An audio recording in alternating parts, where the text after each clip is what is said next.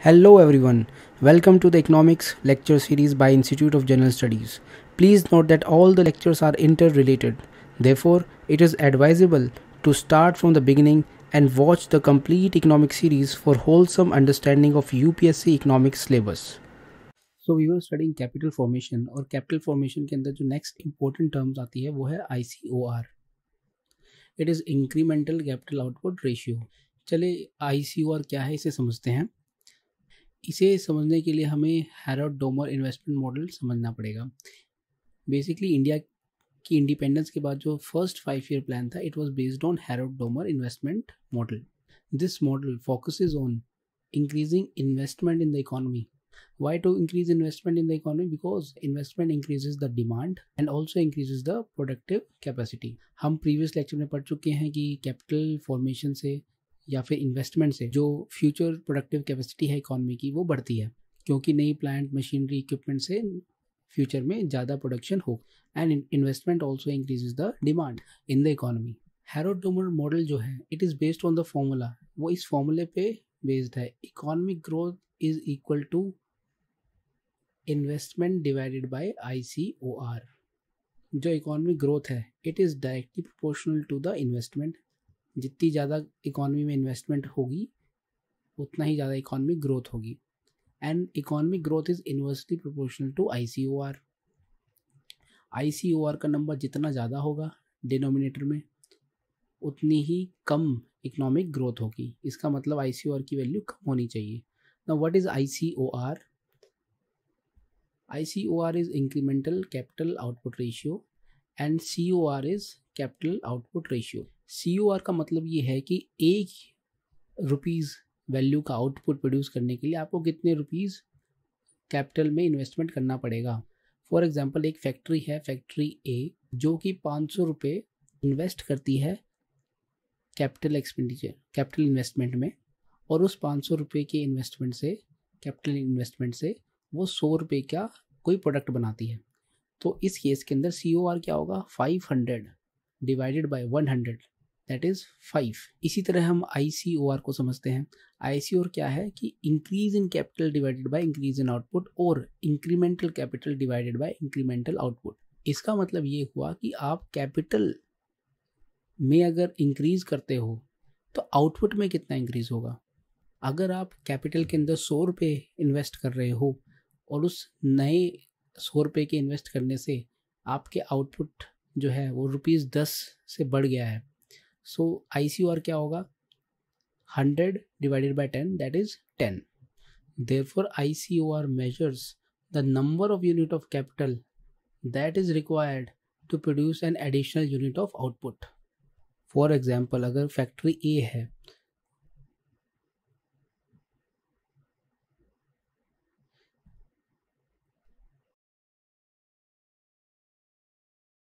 Factory ए 10 रुपये के capital investment से 1 रुपये की वैल्यू का आउटपुट कर रही है, और जो फैक्ट्री बी है वो 8 रुपये के कैपिटल इन्वेस्टमेंट करने पर 1 रुपये का 1 रुपीज़ वर्थ का आउटपुट दे रही है. So factory B will be more efficient than factory A, क्योंकि factory B less capital invest करके सेम वैल्यू ऑफ आउटपुट दे पा रही है in comparison to factory A. Therefore, it is clear that lower ICOR is better. Higher ICOR means inefficient economic system. India के अंदर ICOR has declined over a period of time and it is due to the economic reforms. For example, अगर हम approximate ICOR values को study करें 1970s के अंदर it was more than 5.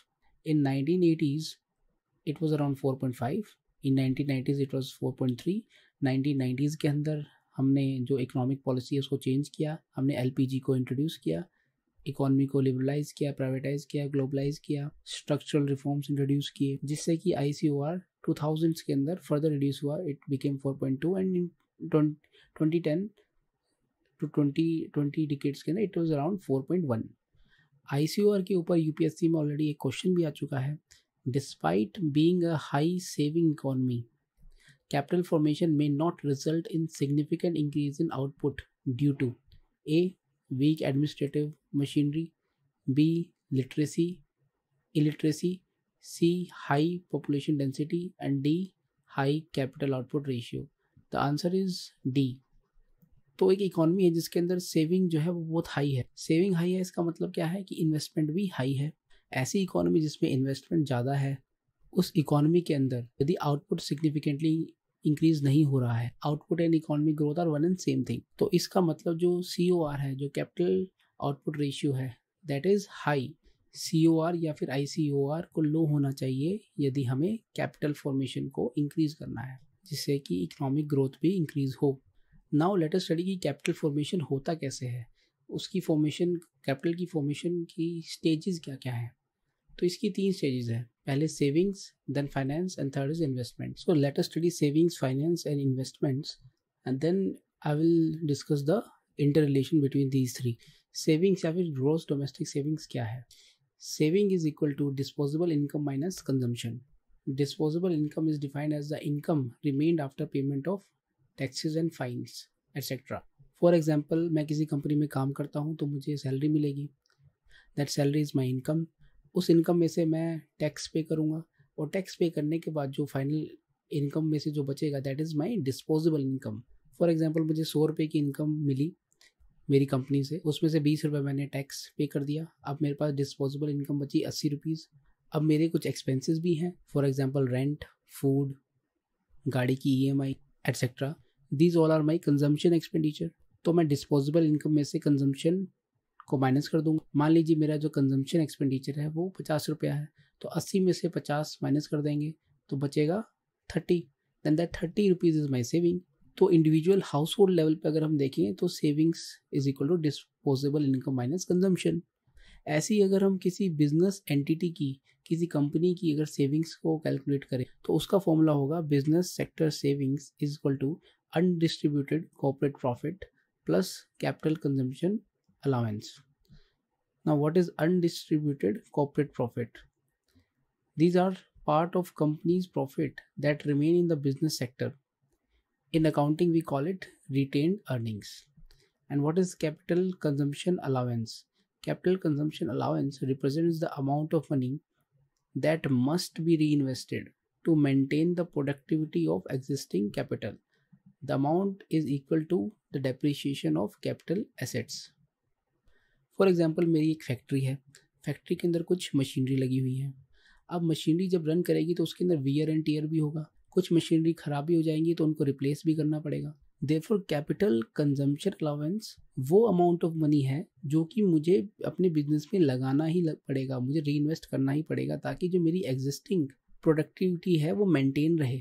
और वो तभी मेंटेन रहेगी जब जो मशीन मेरी ख़राब हो गई है उसको मैं रिप्लेस कर दूं। मशीन का वियर एंड टियर होना, मशीन का ख़राब होना, अकाउंटिंग टर्म के अंदर इसको हम डेप्रिसिएशन ऑफ कैपिटल एसेट बोलते हैं। जो मशीनरी है वो डेप्रिशिएट हो रही है over a period of time. Now what are undistributed corporate profits? मान लीजिए कंपनी को सारी कॉस्ट निकालने के बाद 100 रुपये का प्रॉफिट होता है। अब कंपनी के अंदर शेयर होल्डर्स भी होते हैं। शेयर होल्डर्स वो लोग होते हैं जिन्होंने कंपनी के अंदर पैसा इन्वेस्ट किया होता है इन दी एक्सपेक्टेशंस कि जब कंपनी में प्रॉफिट होगा तो उस प्रॉफिट का कुछ हिस्सा उन्हें दिया जाएगा। तो प्रॉफिट का वो हिस्सा जो कि शेयर होल्डर्स को वापस दिया जाता है उसे हम डिविडेंड बोलते हैं। तो जो 100 रुपये का प्रॉफिट हुआ उसमें से मान लीजिए 60 रुपये जो है वो शेयर होल्डर को वापस एज डिविडेंड दे दिए गए, तो जो बाकी बचा है दैट इज रिटेन्ड अर्निंग और अनडिस्ट्रीब्यूटेड कॉर्पोरेट प्रॉफिट। तो बिजनेस लेवल पर सेविंग्स को इस फॉर्मूले से कैलकुलेट करते हैं। तो सेविंग हाउस होल्ड लेवल पर भी होती है और सेविंग जो है वो कॉर्पोरेट लेवल पर भी होती है। So in India overall there are 3 types of savings.